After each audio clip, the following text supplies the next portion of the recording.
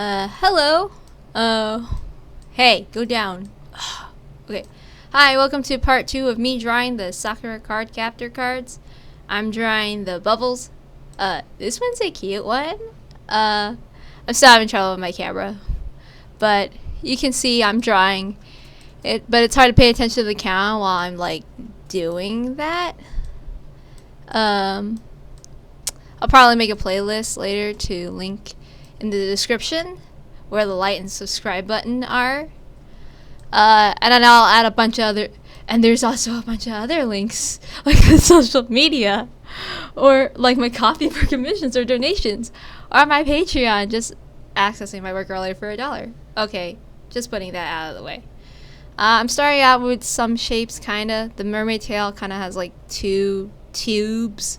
This isn't really an art tutorial, but you should probably look for other better artists for that. I'm having trouble thinking of stuff to talk about. I can't really talk about a lot about Cardcaptor Sakura because I haven't seen that show in years.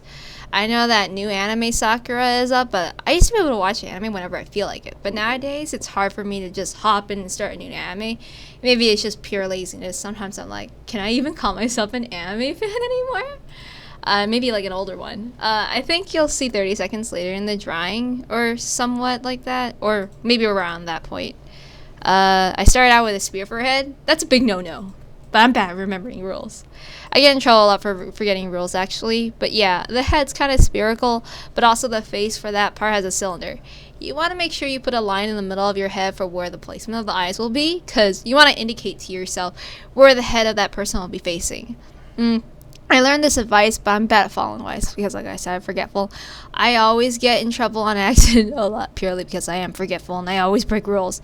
I would literally either need to repeat myself or have a laundry list of rules to follow and break in order for me to function in a strict place with rules because I'm not going to remember 20 things to do not to piss people off. Like, the only rules I try my best to follow is try my best. But what? I don't know. I try to not forget important rules like locking things up. If I accidentally offend someone, I need someone to politely tell me I messed up. Like, not to interrupt someone when I get super excited or something. Like, I don't know how to draw, but, like, I don't know how to properly function unless I repeat myself proper rules and etiquette and basic advice. Also, sometimes I get super overwhelmed if I'm engrossed in something because I'm a space to get. So if you try to tell me I need to focus before I actually consider what they're trying to tell me, because I'm busy trying to solve my problem by myself. Do people solve their problems by themselves? I have no idea how other people function. Okay, I'm rambling. Let's talk about her hands. I think I messed up the hands a little, so I tried to fix them on the inking part somewhere halfway in the sketching process after that. But yeah, that's all I got about that part. I finally thought of another topic to talk about, so I finally started drawing fan art like this with actual effort for personal life reasons. I didn't have energy to have the energy levels to focus on drawing certain stuff. Like, I wanted to focus mostly on drawing my own projects for personal goals. I see people drawing shows they really like, but I couldn't find myself having the energy to draw them. I have more energy to talk about them. I could go on hours and hours for When They Cry, but yeah, I could only do that with MS Paint sketches on it at first, and that's like my favorite series. I really don't know how I started drawing fan art again. I would say it started with redrawing my old art, and I was trying to find some sort of inspiration with it. I thought it wasn't enough to think about my mentality as a kid. So how about shows I really inspired me growing up? Kind of, with my drawing the battle goddesses kind of thing. So I looked into cards for Cardcaptor Sakura because I remember really liking the cards, and my favorite ones were the light and dark ones. They're so pretty. Earthy is really gorgeous too. Thinking about other shows that influenced me growing up, I will also say that Stitch cartoon with Lilo and Stitch, but that's just like the concept with the egg parts. That's it. Yeah. I don't remember much of it. I don't think I watched much of it. I think I was more like, and like maybe some of Mega Man cartoons on Kids WB. Dragon Ball Z, Journey to the West, and Chinese wuxia are probably like my bigger influences during my childhood. And then like later on, probably my tweens, it would be like Inuyasha, Naruto, Final Fantasy X and X2. Those were my general giant influences on the Goddess Project. I probably have a lot more influences that come from different places, but I'm not going to talk about the rest here. Maybe another time and place. I'm just referring to influences of ideas, not artistically. I guess like some of the Naruto and clothing concepts of Final Fantasy Chinese Mia are my aesthetics. Actually, Chinese Mia is a huge influence on my aesthetics and one of my favorite ones. I'm mostly referring to ideas, not artistic influence, but like Chinese media is part of it. Okay. Well, let's talk about the bubbly girl. I think she's gonna be underwater. And what is she gonna do above land? Plus, I never tried coloring underwater, so I'm definitely doing something new that I'm not used to. So at the end of sketching, inking, and coloring, I did the background last. I got the idea drawing the ocean background from a tutorial, which should also be down in the description if you want to challenge yourself, learn something new, use it yourself. If you won't follow me, follow this excellent artist, because I learned something from this tutorial.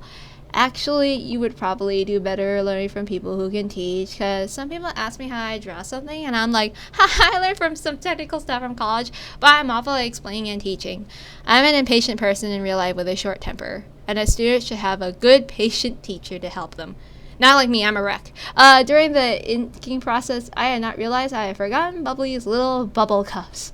So I decided to do her color scheme based off the cards and the shots of the anime and attempt to stick to mostly cool color palettes. I gave her hair gradient, like I tried to give highlights to the bubbles in the hair.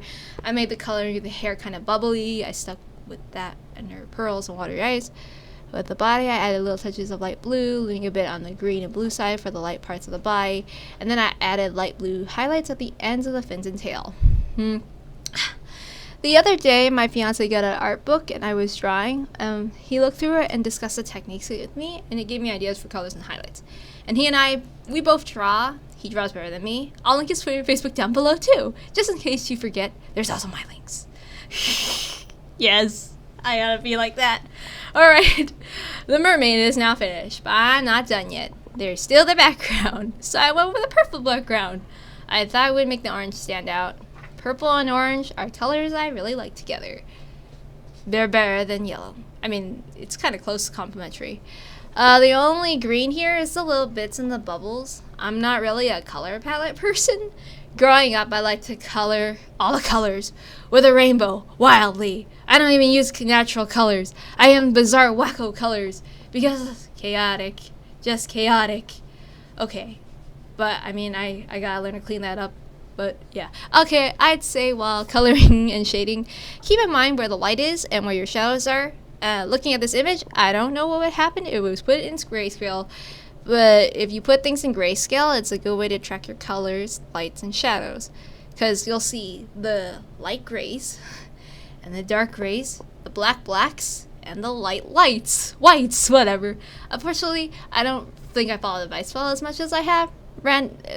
I just remember random tidbits from what I was told. And if I want to do anything well, I gotta go step by step.